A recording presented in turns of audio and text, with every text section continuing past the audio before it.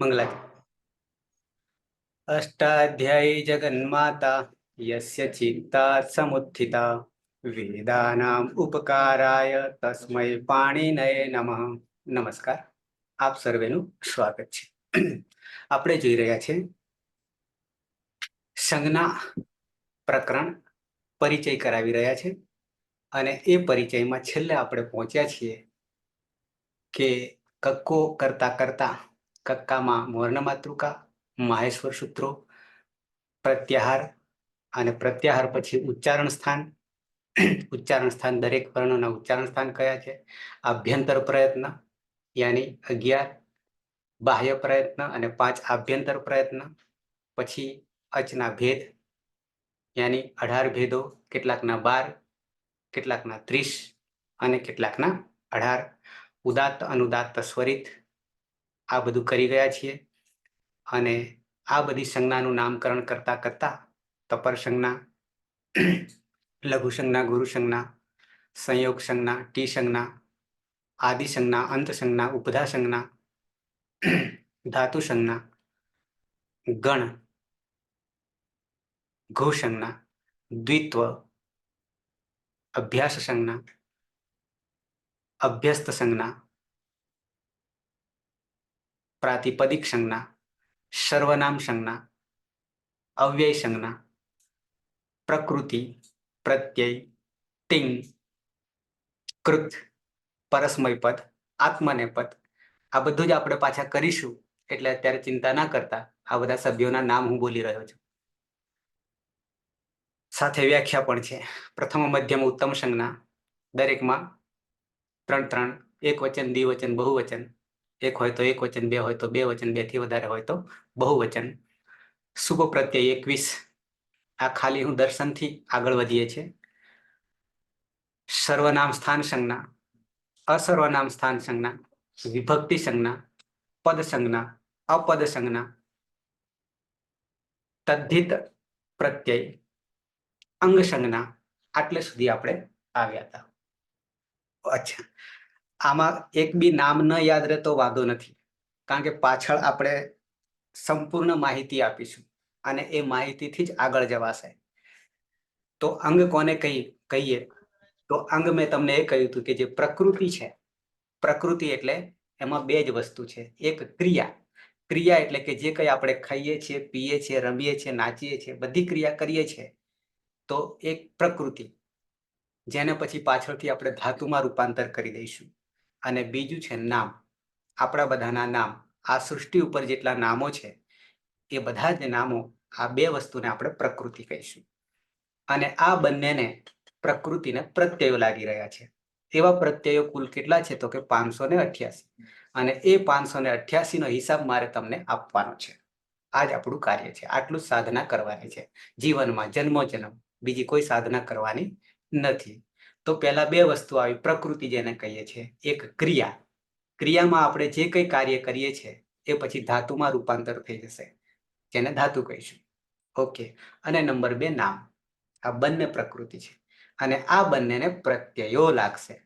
અને પ્રત્યય કહીએ તો એ પ્રાણ છે, જેમ મૂર્તિમાં આપણે પ્રાણ પ્રતિષ્ઠા કરીએ છીએ તેમ અહીંયા પદ બનાવીશું, જે નામ છે કે ધાતુ છે, ક્રિયા છે, એનામાં આપણે પ્રત્યય નાખીશું, જોડીશું તો એ પ્રાણ પુરાઈ જશે।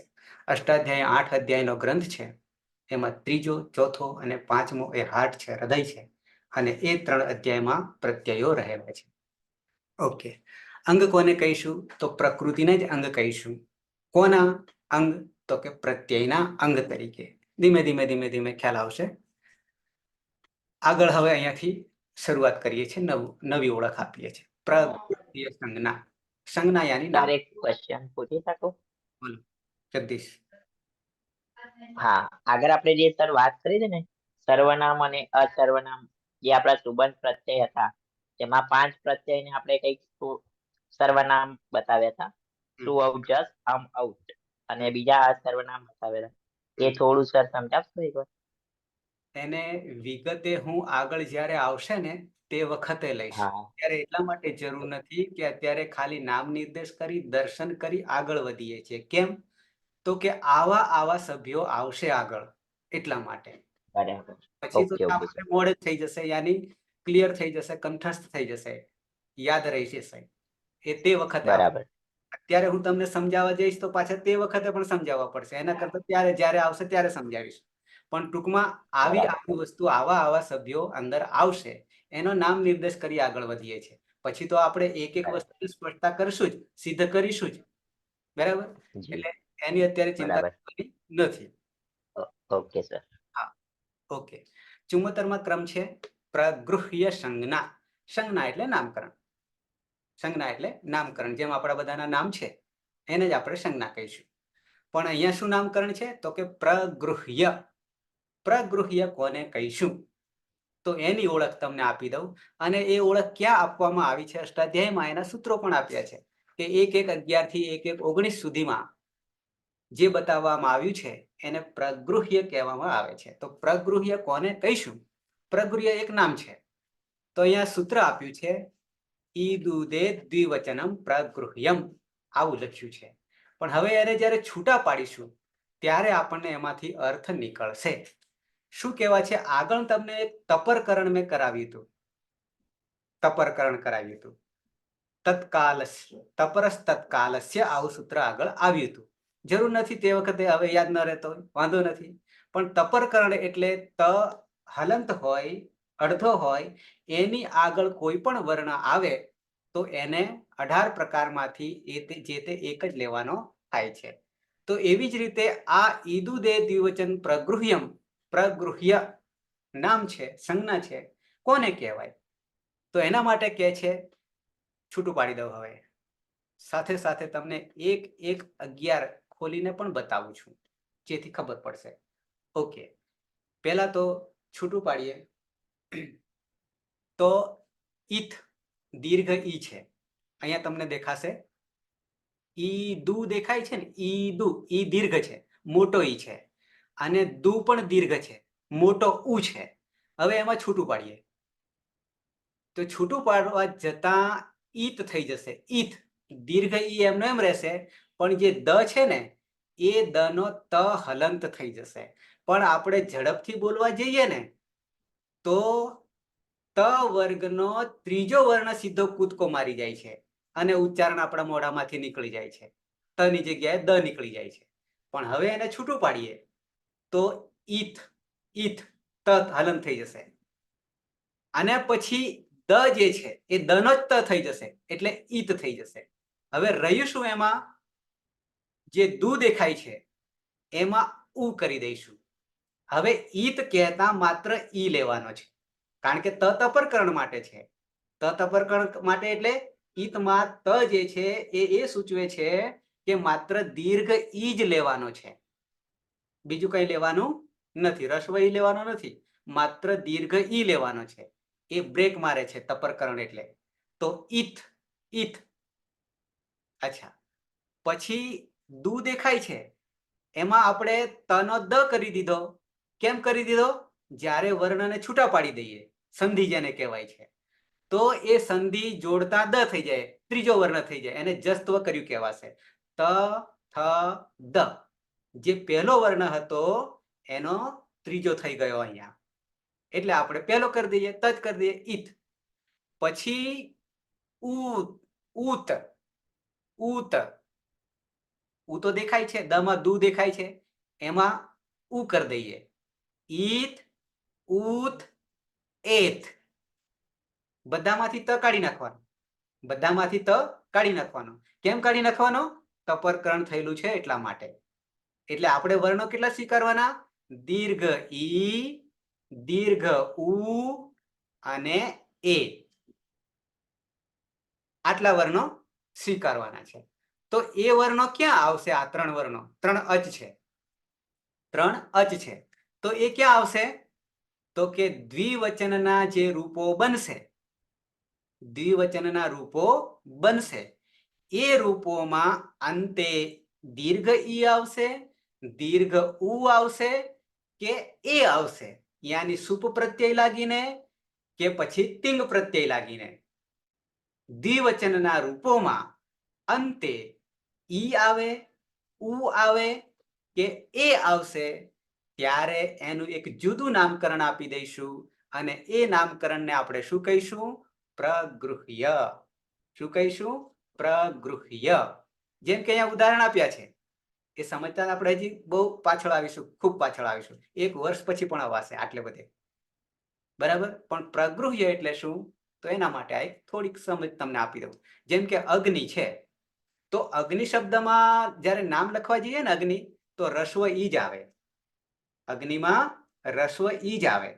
પણ એનું દ્વિવચનનું રૂપ કરી દઈએ, દ્વિવચનનું એટલે કે બે અગ્નિ, અગ્નિ વત્તા અગ્નિ, બે અગ્નિ કેવું હોય દ્વિવચનમાં?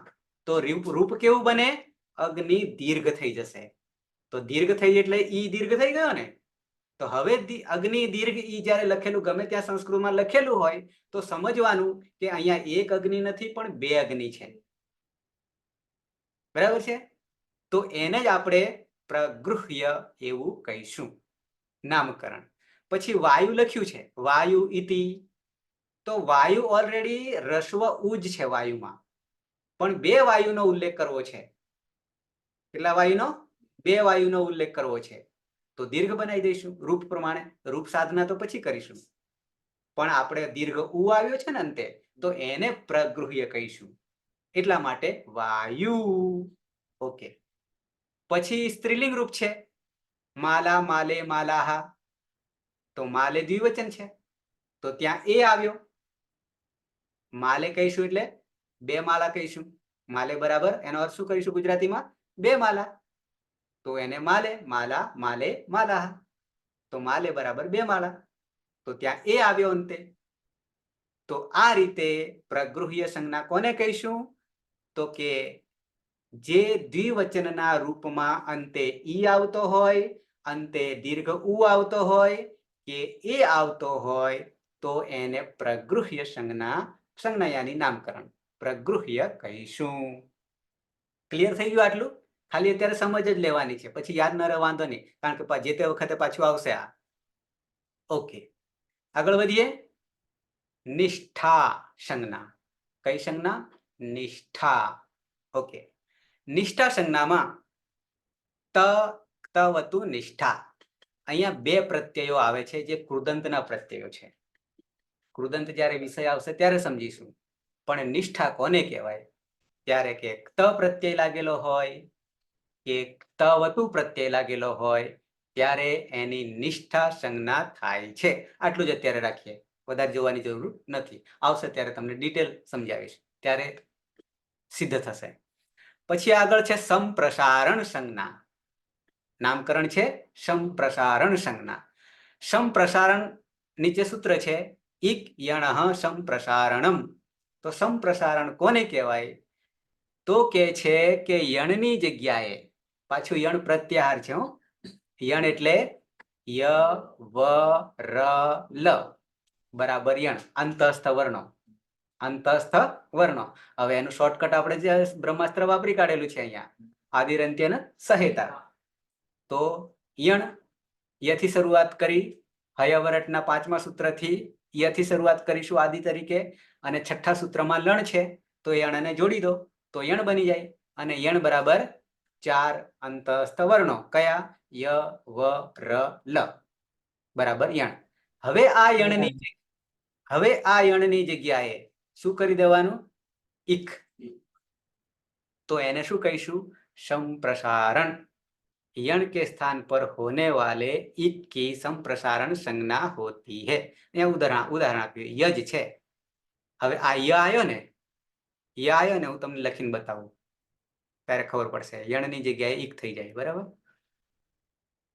એને સંપ્રસારણ કહેવાય. લખીને બતાવું છું. જેમ કે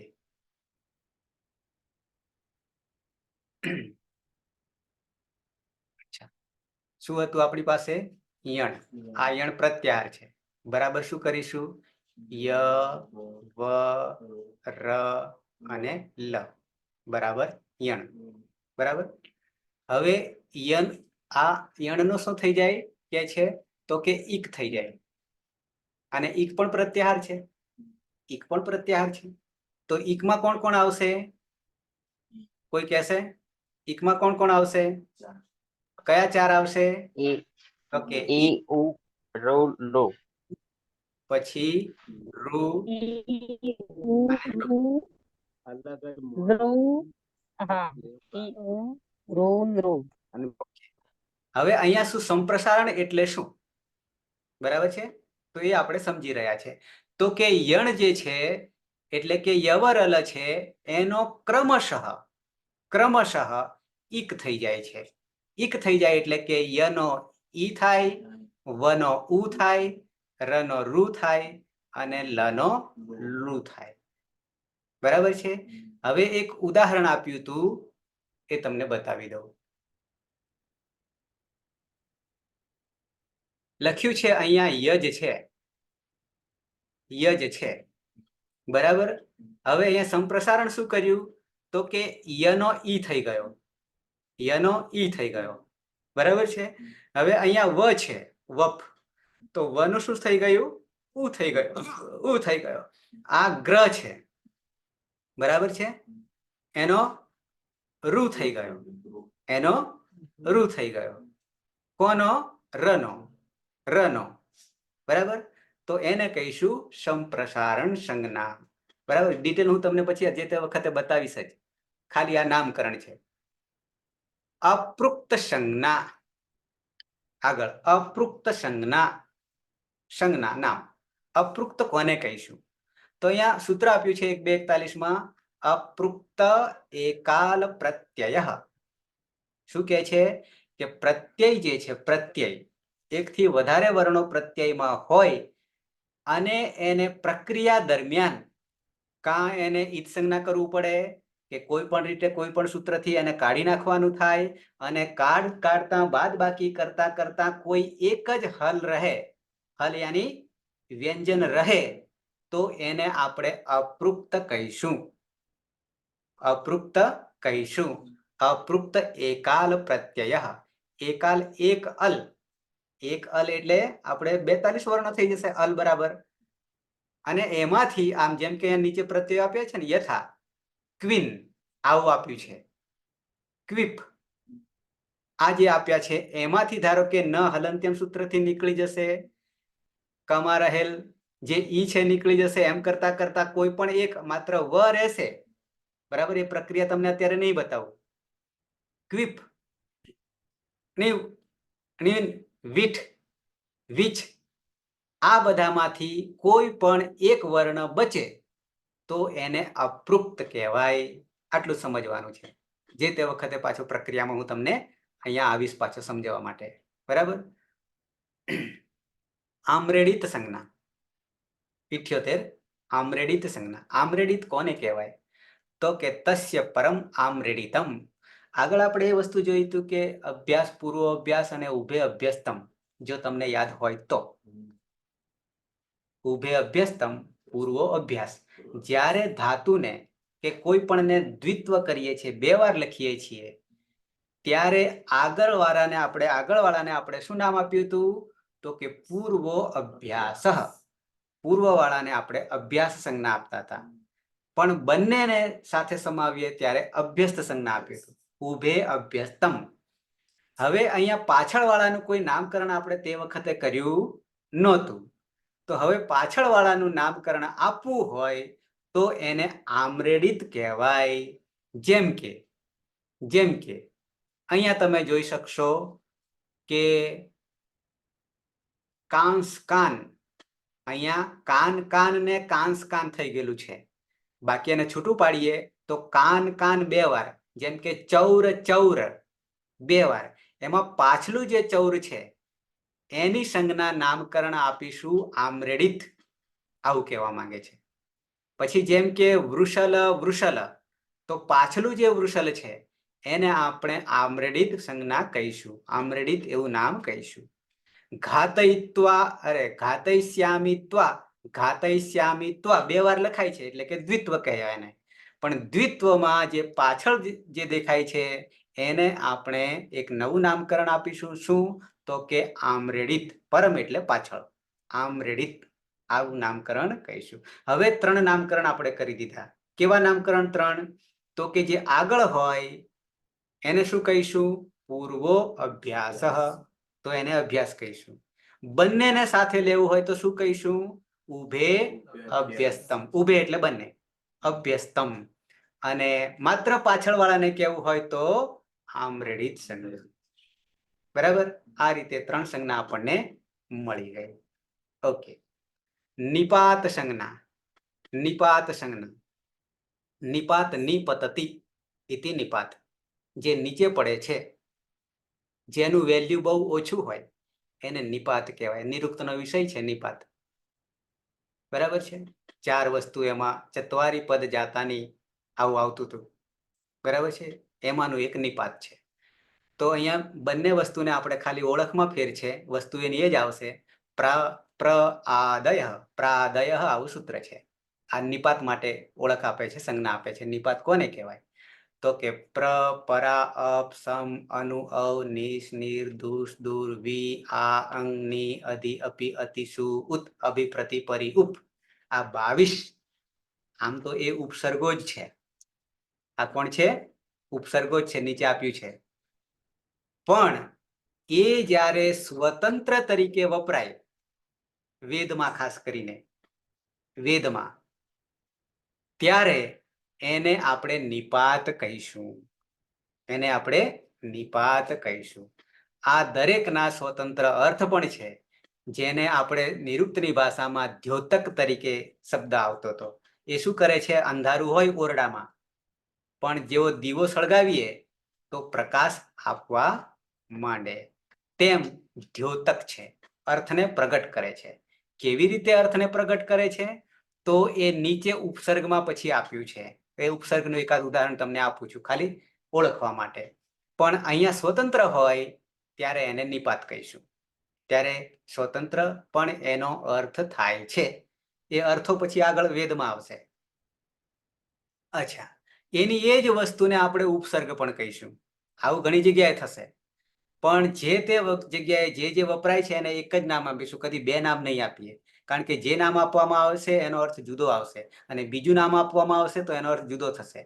એટલા માટે કોઈ પણના 2 થી 3 4 અર્થો થાય તો જે તે અર્થ નામ આપીશું એ પ્રમાણે અર્થ લાગુ પડશે. ઓકે. ઉપસર્ગમાં પણ એની એ જ વસ્તુ છે. કઈ?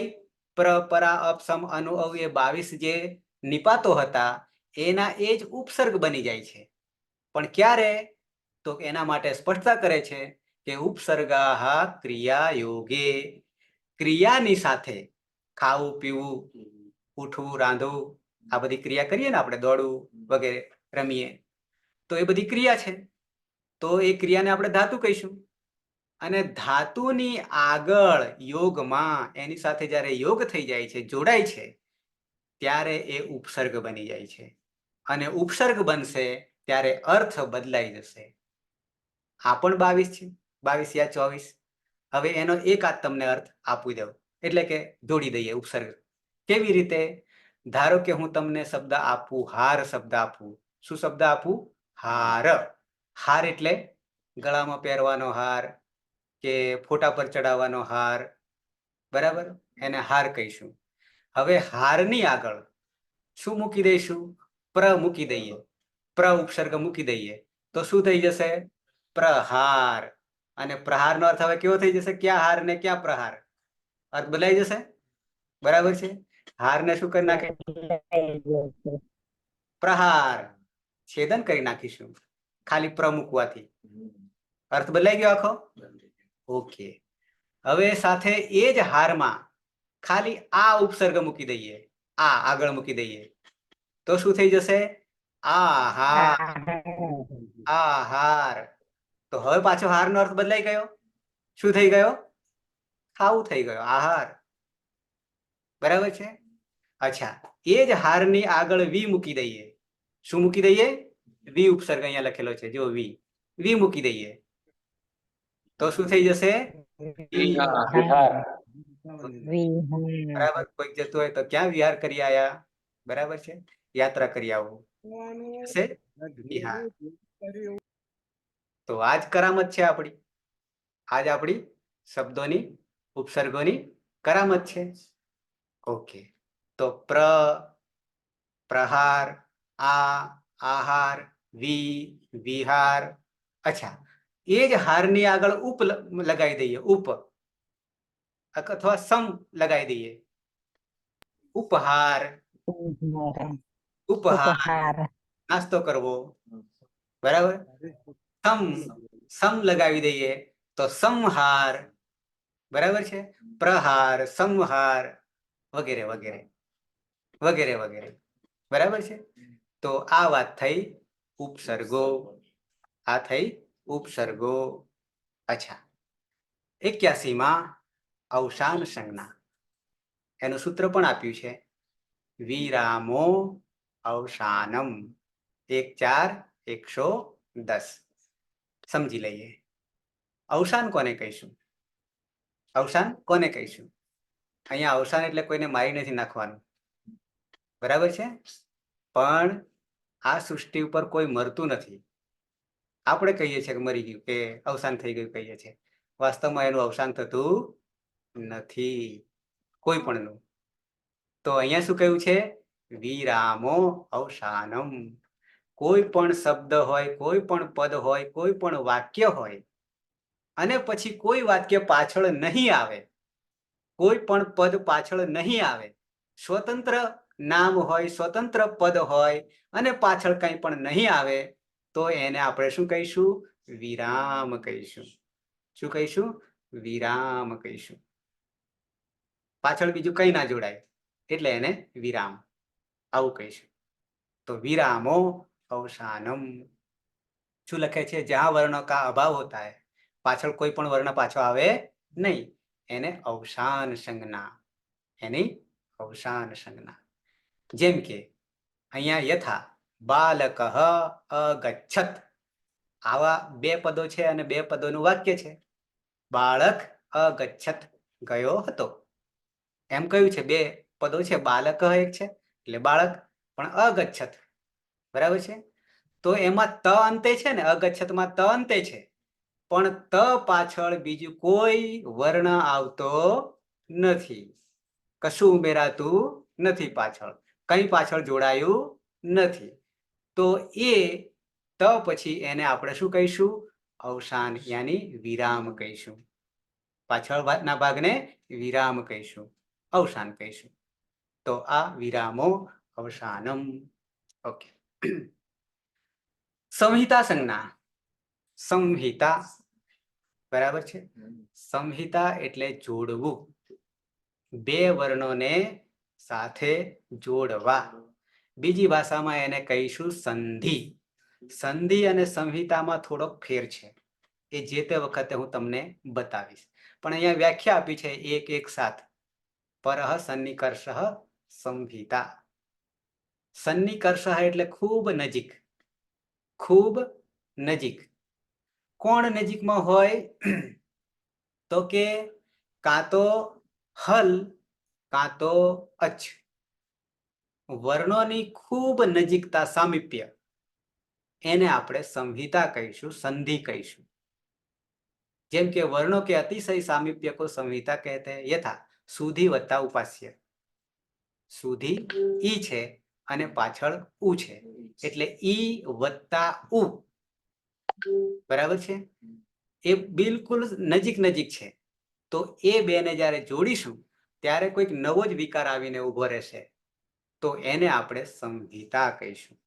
શું કહીશું? સંહિતા. આખા અષ્ટાધ્યાયમાં 3 જગ્યાએ વિભાજિત છે, જુદી જુદી રીતે. તો સંહિતા એટલે સંધિ. ઓકે, અત્યારે એને જ સંધિ કહેવામાં આવે છે, એમ અહીંયા લખ્યું છે. ઓકે. 83 થી 84 ને 85 3 નવા સભ્યોની ઓળખ કરીએ. શું છે શબ્દો? સ્થાની, આદેશ, આદેશ અને નિમિત્ત. આ 3 બાબત છે, સ્થાની, આદેશ અને નિમિત્ત. આ 3ને એક સાથે સમજીશું.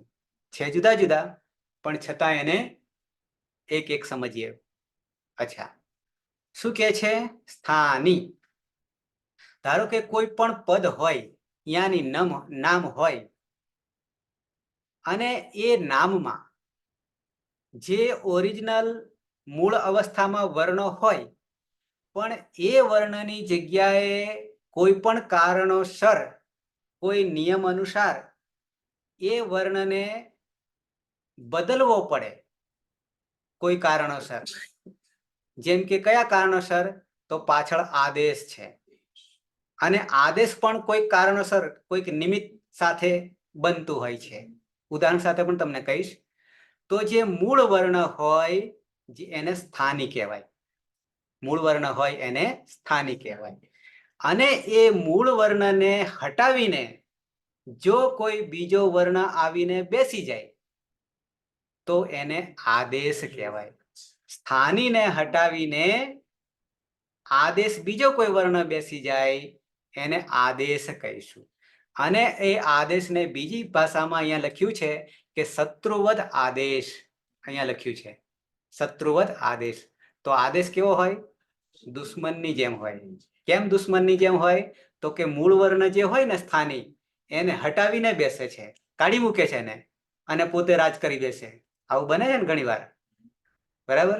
તો સ્થાની બને છે સર. હા, તો મૂળ વ્યક્તિને હટાવીને બીજો આવીને બેસી જાય એટલે તો શત્રુ જ આવી જાય ને, દુશ્મન જ થઈ જાય ને પેલા માટે, સ્થાનીના માટે. એટલે એને શત્રુવત આદેશ. શું કહીશું? દુશ્મનની જેમ આદેશ. તો સ્થાનીને હટાવીને, સ્થાની યાની જે તે વર્ણ હોય એને હટાવીને જો બીજો બેસી જાય, જે બેસે એને આદેશ, પણ જેને હટાવવાનો છે એને સ્થાની કહીશું. એને સ્થાની કહીશું. અને જે આવીને બેસી જશે એને આદેશ. એને આદેશ. પણ એ આદેશ એમને એમ નહીં થતો. કોઈક હુકમ કરે, કોઈક હુકમ કરે. બાકી તો એમને એમ બેસવાનું કોઈ કારણ હોવું જોઈએ એની પાછળ. તો એને કહીશું નિમિત્ત. શું કહીશું? એને કહીશું નિમિત્ત. બરાબર છે? જેમ કે ચૂંટણી આવી રહી છે નજીકમાં, ચૂંટણી નજીકમાં આવી રહી છે, બધા ઉમેદવારી નોંધાવશે. શત્રુ પક્ષ કેવા? વિરોધ પક્ષ. શત્રુ પક્ષની પણ વિરોધ પક્ષ, સત્તા પક્ષ વિરોધ પક્ષ, અન્ય પક્ષ ને, આવું બધું. ઓકે.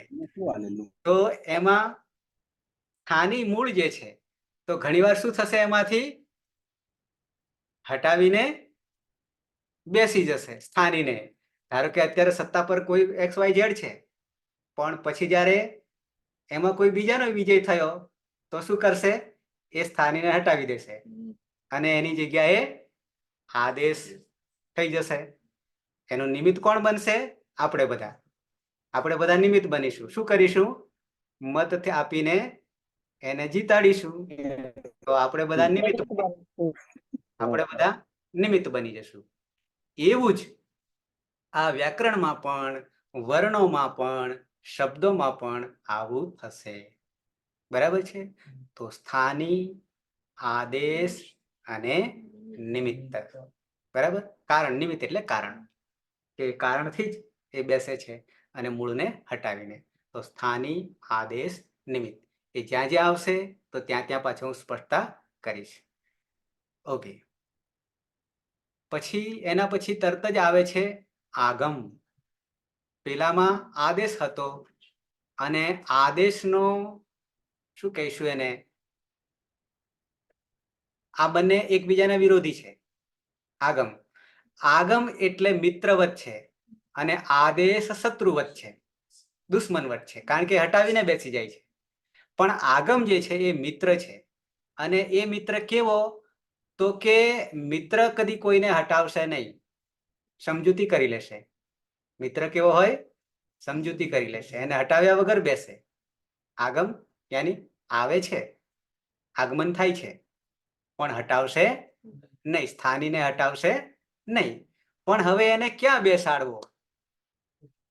તો એના માટે આપણી પાસે બે વિકલ્પ છે. આમ ત્રણ વિકલ્પ છે. આમ ત્રણ વિકલ્પ છે. તો એ જે મહેમાન આવી રહ્યો છે, આગમન થઈ રહ્યું છે, તો એ મહેમાન આપણા કરતા મોટો છે, એટલે કે વડીલ છે, કે આપણી સમકક્ષ છે, કે પછી આપણાથી નાનો છે, તો તે પ્રમાણે એને બેસાડીશું. બરાબર છે? તો એને આગમ કહીશું. શું કહીશું? આગમ. આપણા ઘરમાં કોઈ આવે, ચાહે દુશ્મન આવે તો પણ આપણે એને આગમ તરીકે સ્વીકારીશું, એને શત્રુવત કરીશું નહીં. ઓકે, તો આગમ જે છે, ઓકે, તો આગમ આપણી પાસે અતિથિ આવી રહ્યો છે, એ શું આપણાથી મોટો છે કે આપણાથી નાનો છે કે પછી આપણી સમકક્ષ છે? તો તે પ્રમાણે એને બેસાડીશું. જેમ કે ખાલી ઉદાહરણ આપું છું, પછી એ જ સમજીએ છીએ. નીચે ધારો કે આપણાથી મોટો છે, એટલે કે વડીલ છે, તો આપણે વડીલને આગળ કરીશું, એને પાછળ ના રાખીએ. વડીલને ક્યાં બેસાડીશું? આપણાથી આગળ બેસાડીશું. બરાબર છે? તો એના માટે પણ નિયમ છે, ક્યારે બેસાડવું વગેરે. જો આપણાથી નાનો છે તો ક્યાં બેસાડીશું? તો એને આગળ ના કરાય, તો આપણાથી પાછળ બેસાડીશું. હા, આપણી સમકક્ષ છે, બરોબરીઓ છે, તો એને આપણે જોડે બેસાડી દઈશું. શું કરીશું? જોડે બેસાડી. તો આદિમાં બેસશે, અંતે બેસશે અને વચ્ચે બેસશે. આગમ આ રીતે 3 રીતે બેસશે. અને એ મિત્રવત છે. મિત્રવત આગમ હટાવ્યા વગર, કોઈ પણ વર્ણને હટાવ્યા વગર બેસશે, એને આગમ કહીશું. ઓકે, હવે કોને આગળ બેસાડીશું, કોને પાછળ બેસાડીશું અને કોને વચ્ચે બેસાડીશું એ સ્પષ્ટતા કરી લઉં.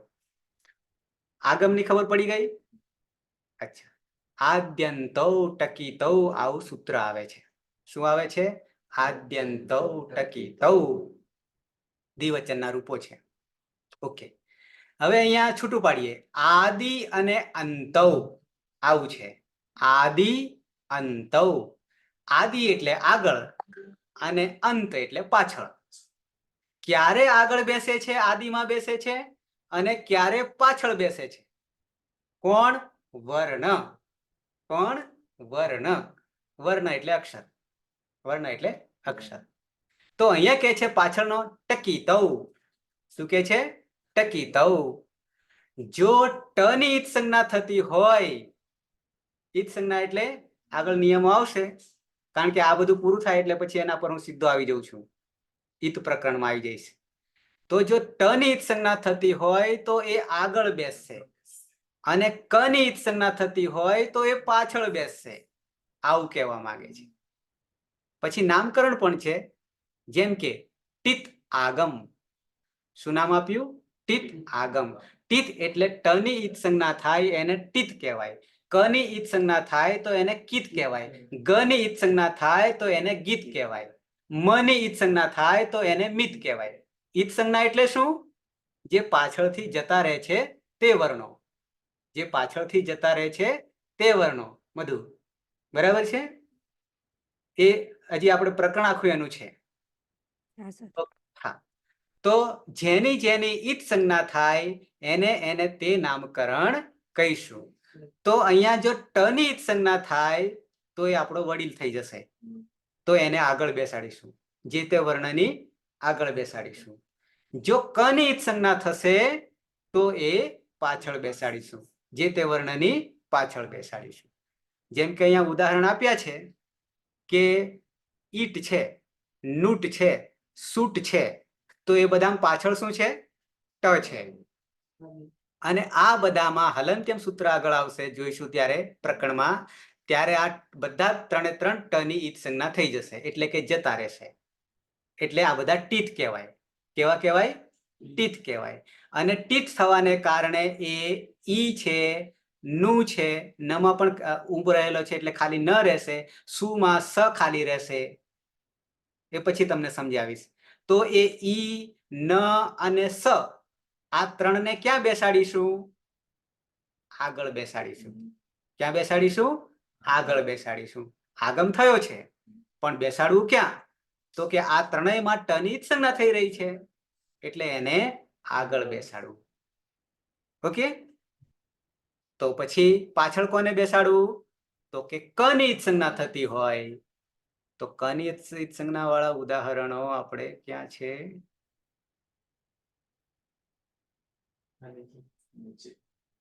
હા, અહીંયા છે.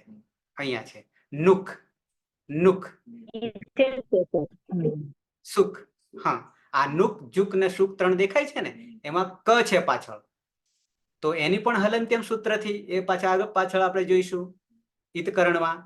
ત્યારે આ કની ઈત સંજ્ઞા થવાને કારણે કીત કહેવાય. આ બધા આ પ્રત્યયો છે, બરાબર છે, આગમો છે, પ્રત્યયનાની આગમો છે.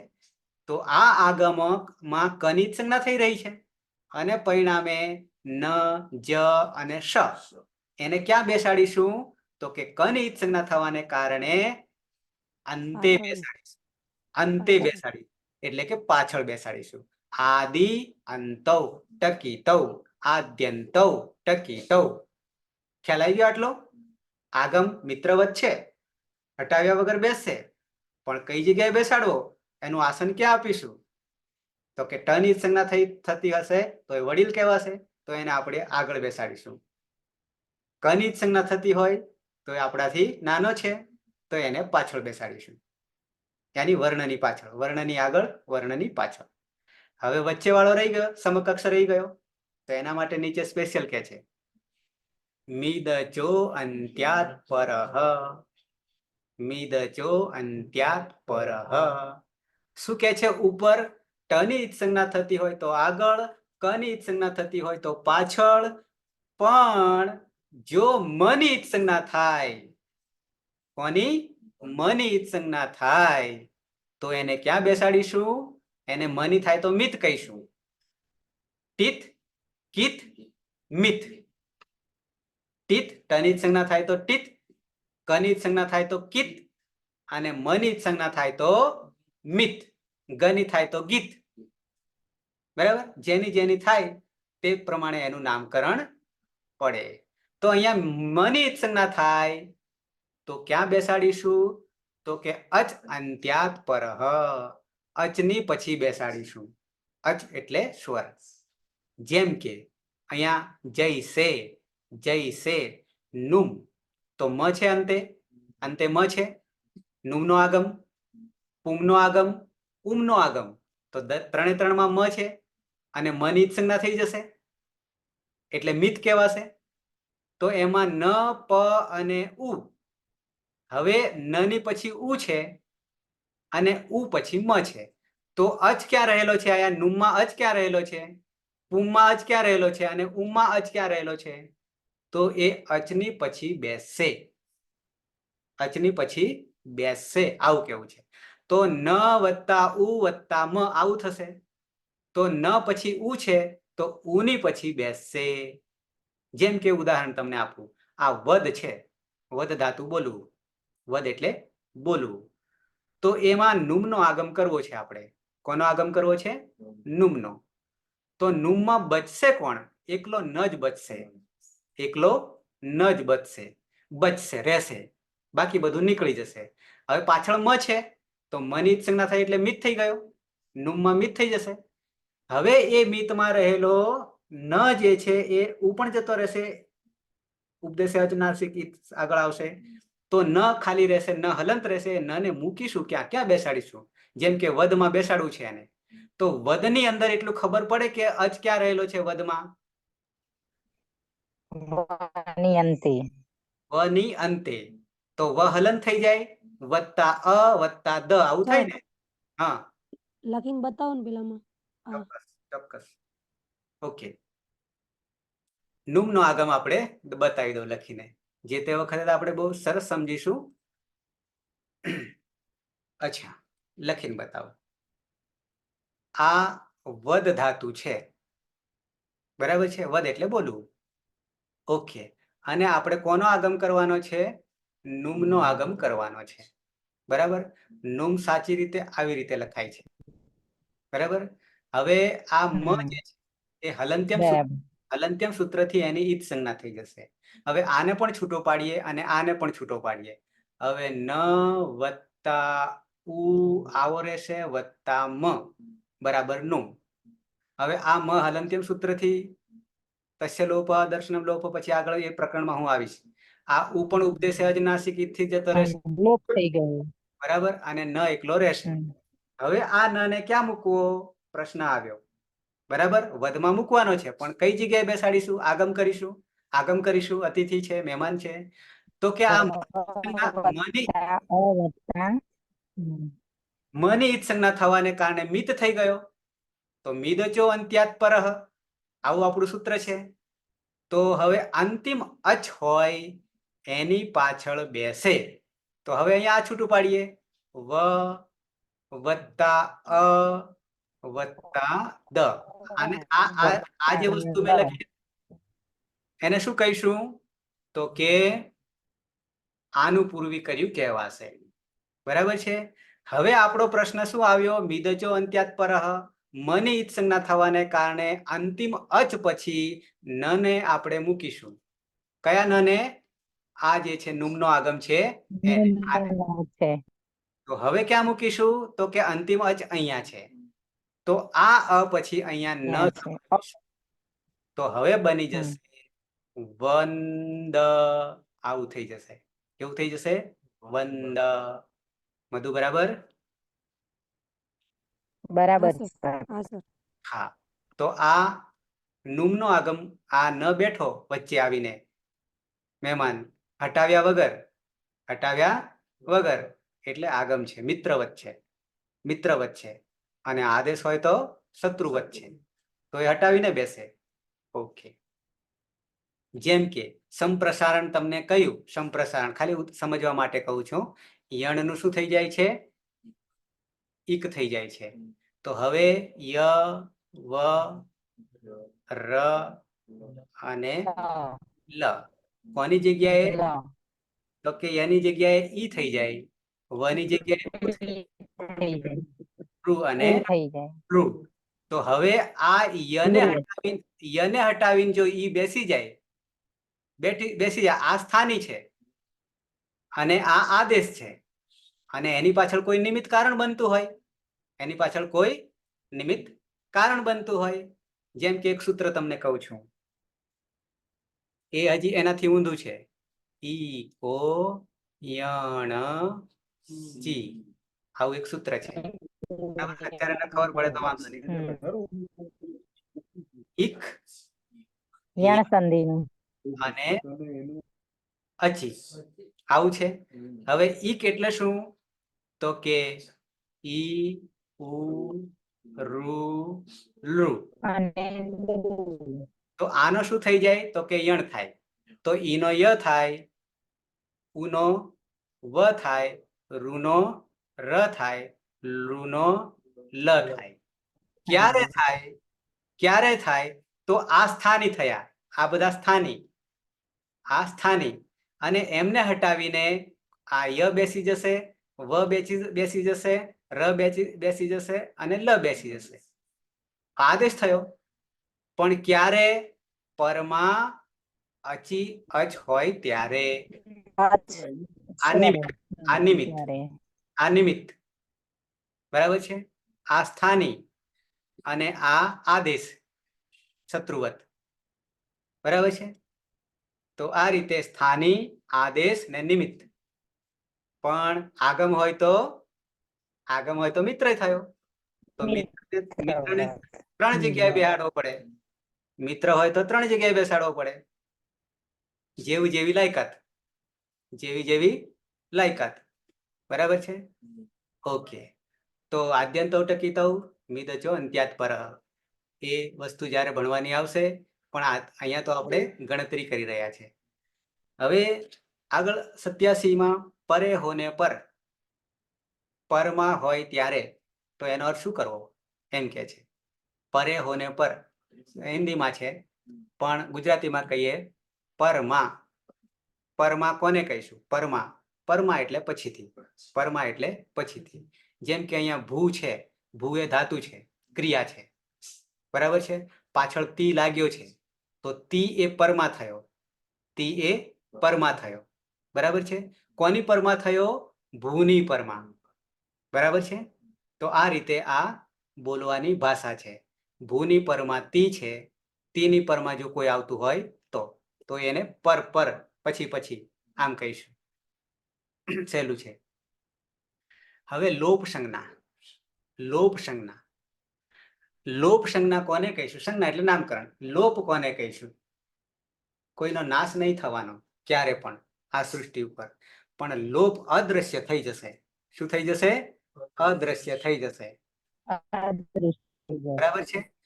એટલે લોપનો અર્થ કરીશું, એને પણ સૂત્ર આપ્યું છે 1:160, અદર્શનમ લોપઃ. બરાબર છે? અત્યારે સુધીરભાઈ દેખાતા નથી અહીંયા, તો એ શું થઈ ગયા? અદર્શન છે અત્યારે.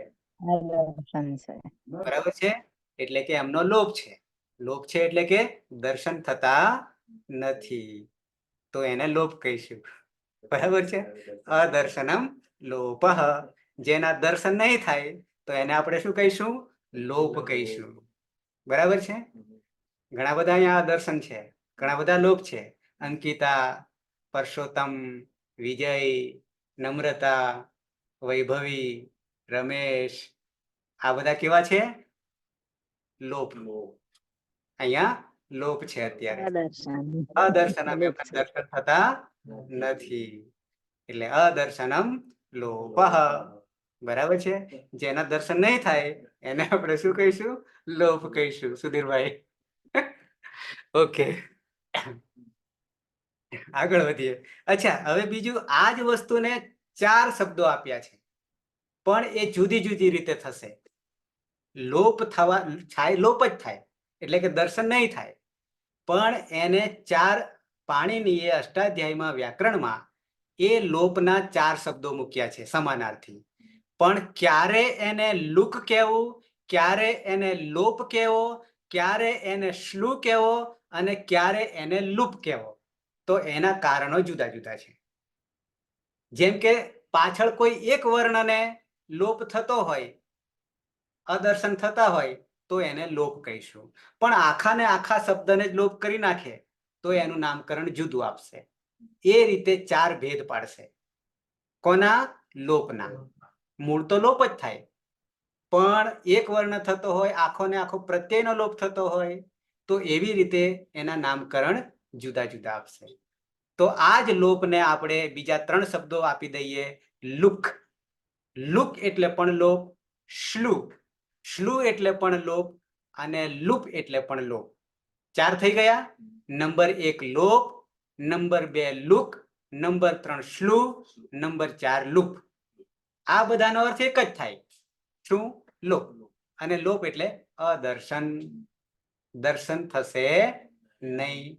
હવે ધારો કે દર્શન નહીં થાય તો પણ કાર્ય, ક્રિયા, કામ તો થવાનું જ. એટલે એ નહીં ભૂલીએ પાછા, કારણ કે માણસ દેખાતો નથી પણ કામ તો કરે. વગર દર્શને પણ કામ તો એ કરતો જ હોય. તેમ આ બધાના દર્શન નહીં થાય તો પણ એ કાર્ય કરતા જ હશે. એ આગળ આપણે સમજીશું. ટૂંકમાં અહીંયા અદર્શન કોને કહ્યું અથવા લોપ કોને કહેવાય, લોપ સંજ્ઞા કોને કહીશું? તો કે જેના દર્શન નહીં થાય એને લોપ કહીશું. પછી એને લુક પણ કહીશું, એને શ્લુ પણ કહીશું અને લુપ પણ કહીશું. ક્યારે લોપ કહીશું, ક્યારે લુક કહીશું, ક્યારે શ્લુ કહીશું અને ક્યારે લુપ કહીશું, એ પછી આગળ વિગતે તમને જે તે સમયે બતાવીશ. અત્યારે માત્ર લોપને આપણે 4 શબ્દોથી ઓળખીશું.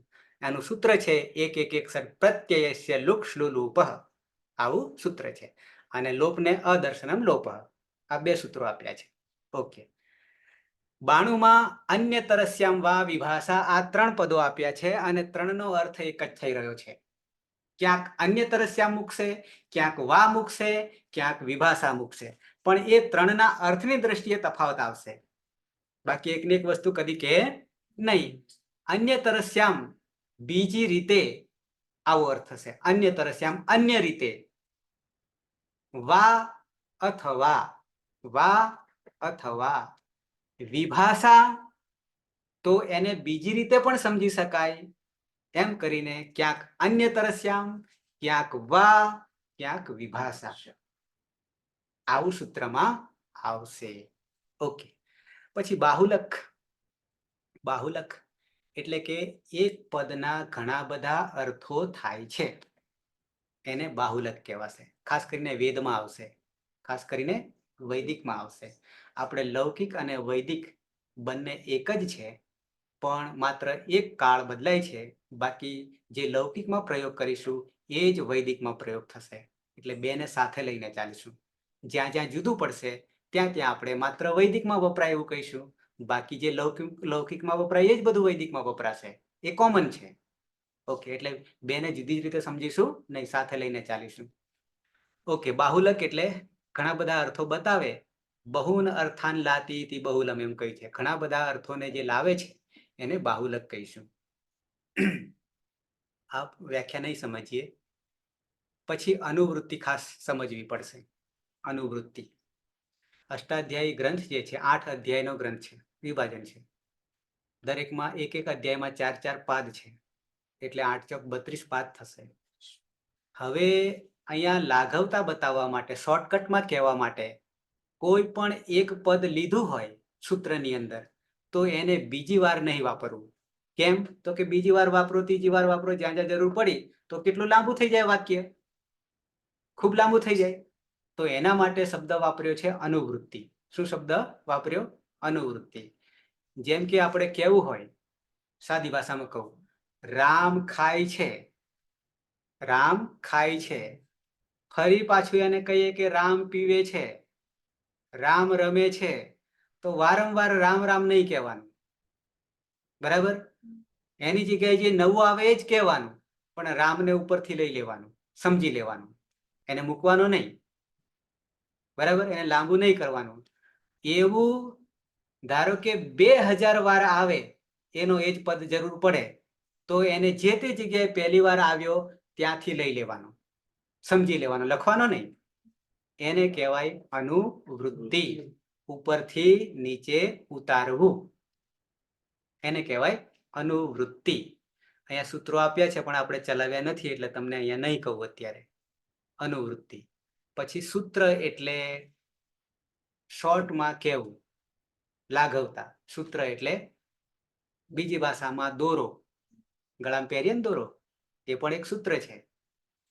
બરાબર છે?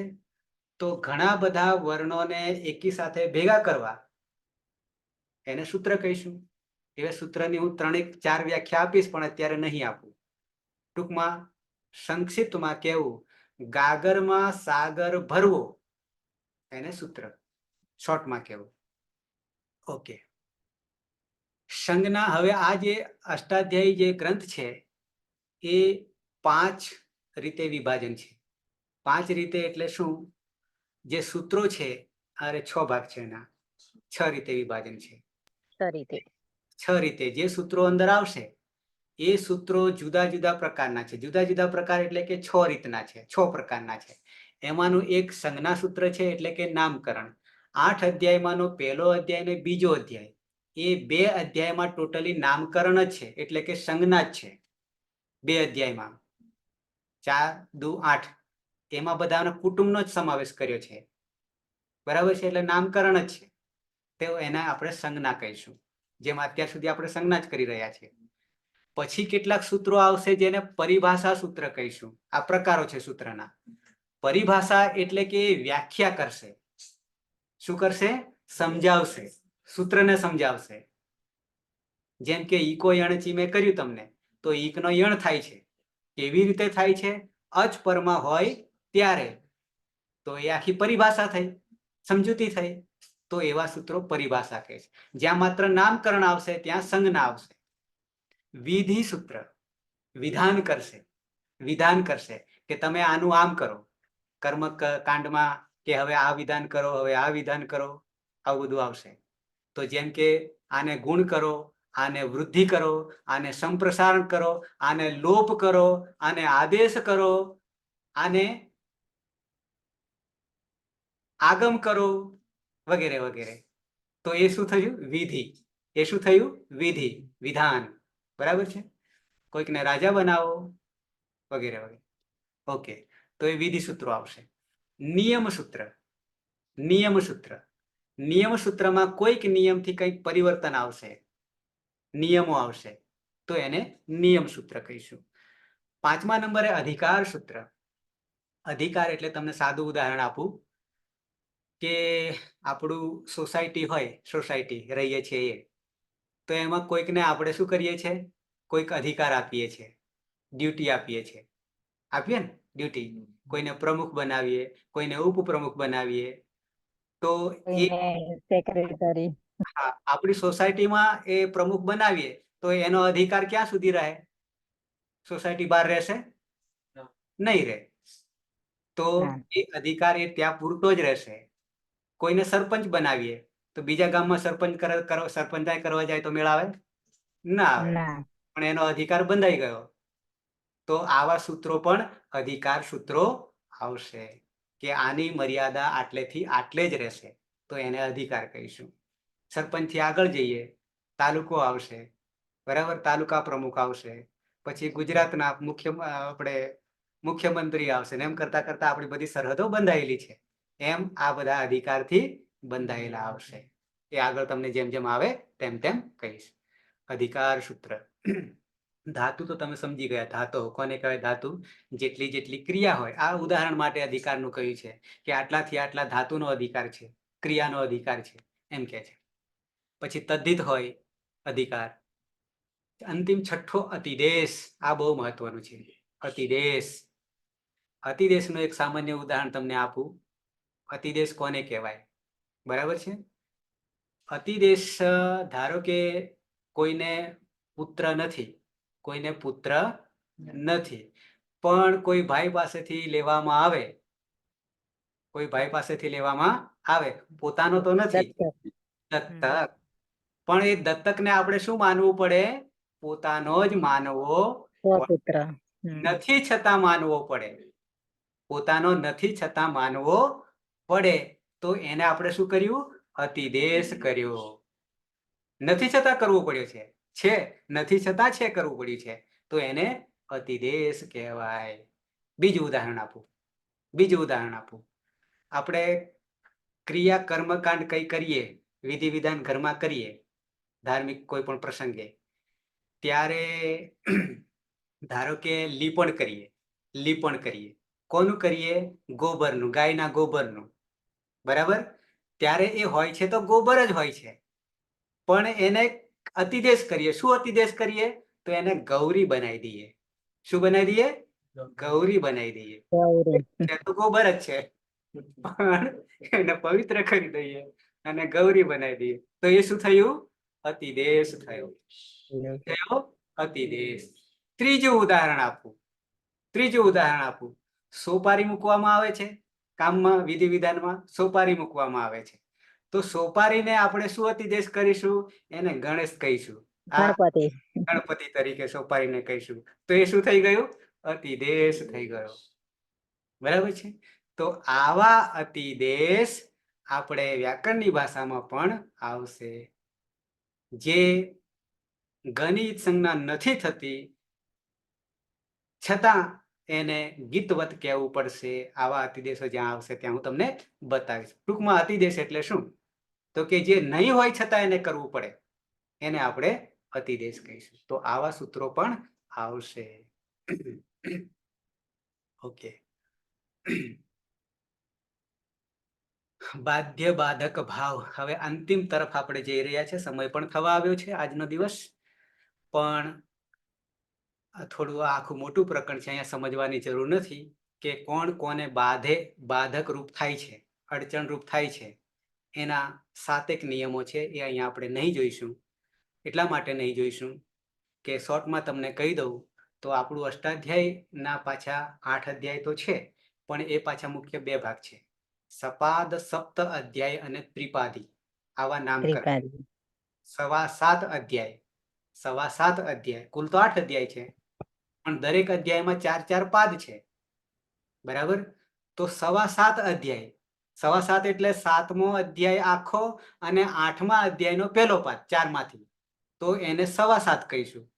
અને 3 બાકી રહી ગયા, એને ત્રિપાદી કહીશું. આવા 2 ભાગ પડશે.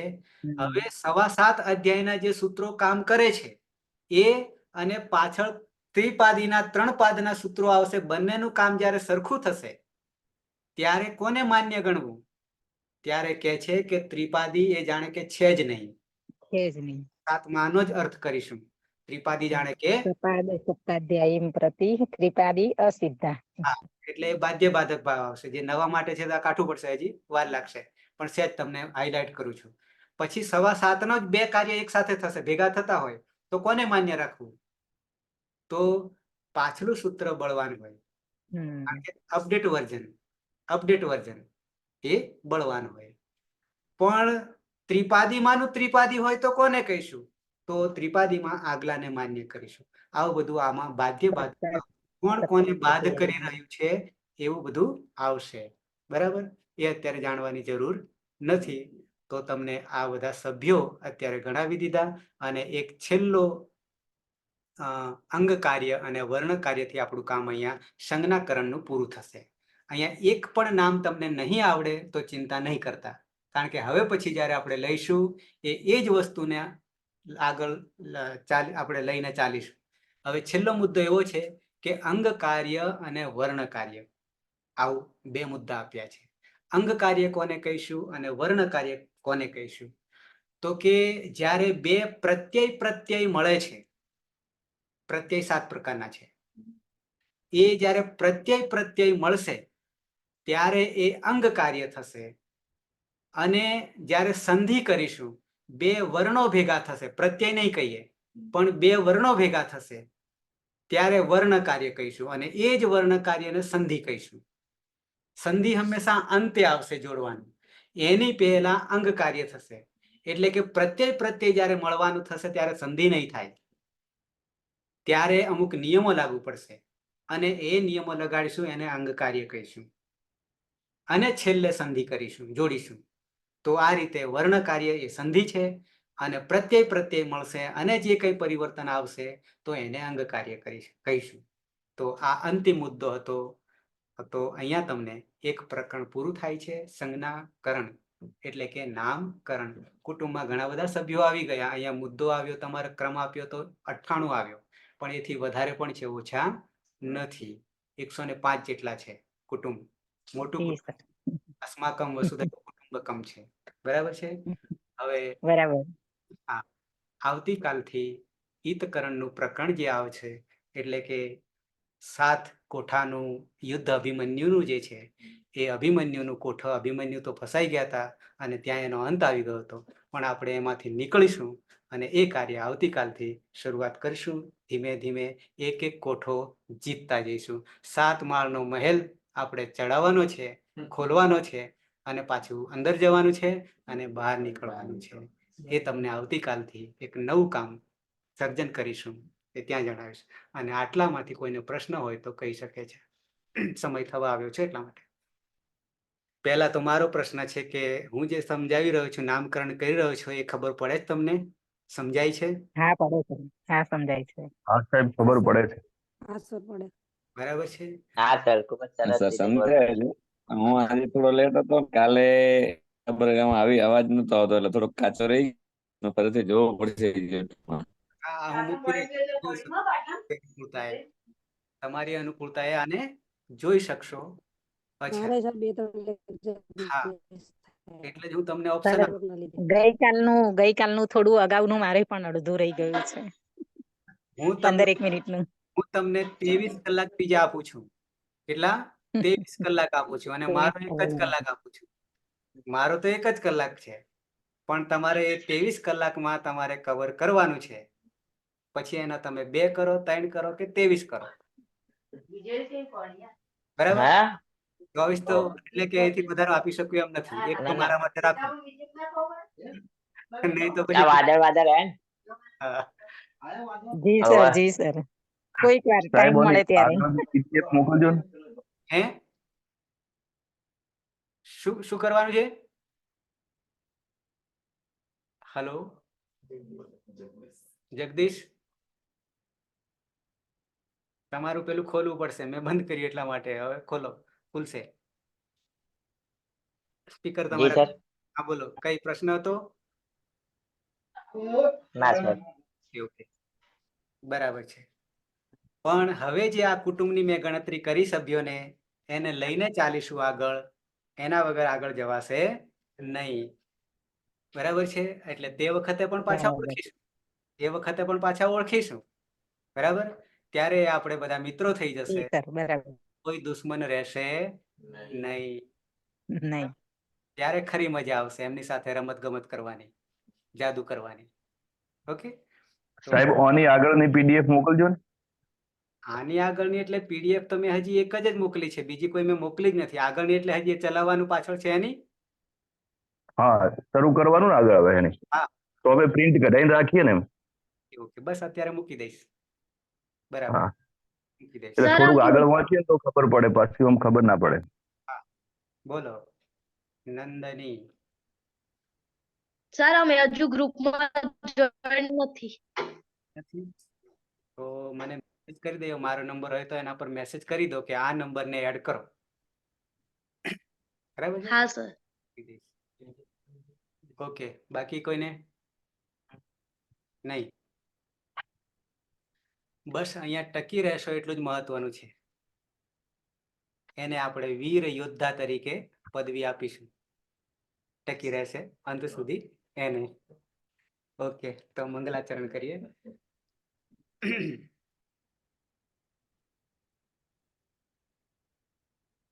સદાશિવ સમારંભામ તથા પાણીની મધ્યમામ અસ્મદાચાર્ય પર્યંતામ વંદે ગુરુ પરંપરામ.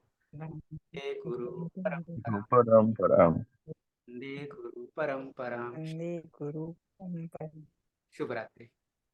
શુભરાત્રી. શુભરાત્રી.